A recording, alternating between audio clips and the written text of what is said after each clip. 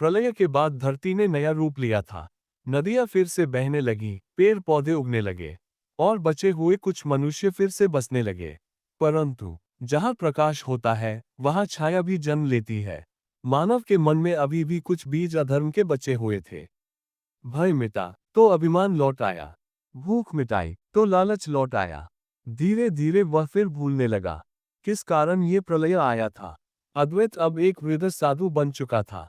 उसने एक छोटा सा आश्रम बनाया जहां बच्चे विद्या और भक्ति सीखते थे। वह उन्हें कहता, याद रखो, कलयुग कभी पूरी तरह मरता नहीं। वह तब तक लौटता रहेगा जब तक मनुष्य के भीतर पाप जीवित है।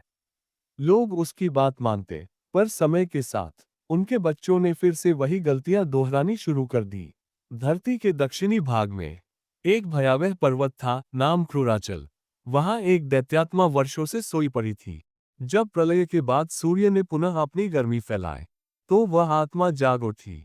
वह कोई और नहीं बल्कि महासुर, महिषासुर का पुनर्जन्म था, जो अधर्म की अग्नि में फिर से शक्ति पा चुका था।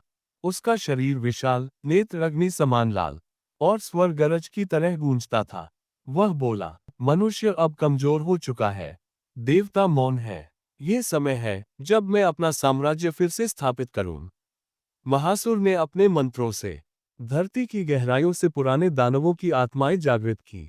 रक्तबीज, अंधक और कालनेमी जैसे असुरों की आत्माएं फिर से छाया बनकर लौट आईं। उन्होंने मनुष्यों के मन में प्रवेश किया।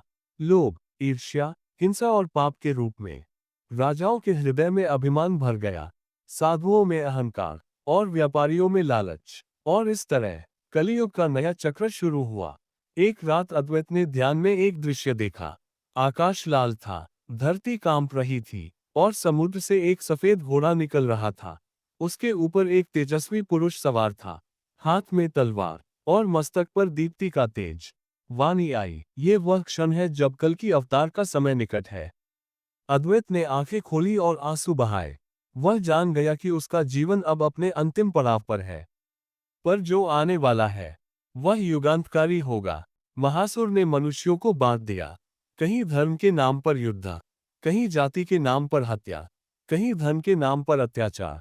लोग फिर से विज्ञान का दुरुपयोग करने लगे। नए हथियार बने जो पहाड़ों को चीर सकते थे, नदियों का मार्ग रोक सकते थे। महासुर हंसता और कहता, इसी को तो मैं चाहता था। मनुष्य स्वयं मेरा दास बन गया है। जो भी साधु सत्य की बात करता, उसे भीड़ पागल कहकर पत्थर मार देती। भक्ति को अंधविश्वास कहा गया, सत्य को मजाक बनाया गया। गंगा फिर से मैली हो गई, पवित्र पर्वतों पर शहर बस गए, मंदिरों को मनोरंजन स्थल बना दिया गया। धरती फिर से कराह उठी। हे प्रभु, क्या मुझे फिर एक और प्रलय झेलनी होगी? एक रात जब बिजली आकाश में फटी, एक आकाशवाणी हुई, अधर्म अपनी सीमा पार कर चुका है।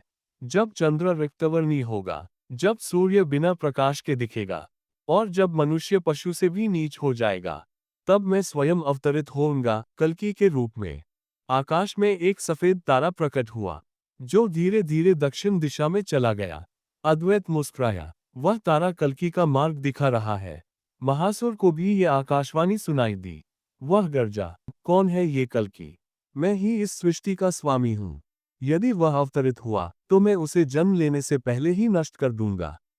उसने अपने असुरों को आदेश दिया, पृथ्वी के हर कोने में खोजो, जहां कहीं भी धर्म की लौ जल रही हो, उसे बुझा दो। असुरों ने गांव जलाए, भक्तों की हत्या की, मंदिर तोड़े, लेकिन हर बार जहां वे पहुंचते, वहां से किसी अदृश्य शक्ति की रक्षा उन्हें पीछे धकेल देती।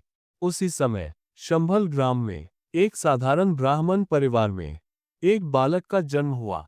आकाश में अपूर्व प्रकाश फैला, देवताओं ने पुष्प वर्षा की। वह बालक शांत था, पर उसकी आंखों में दिव्य ज्वाला थी।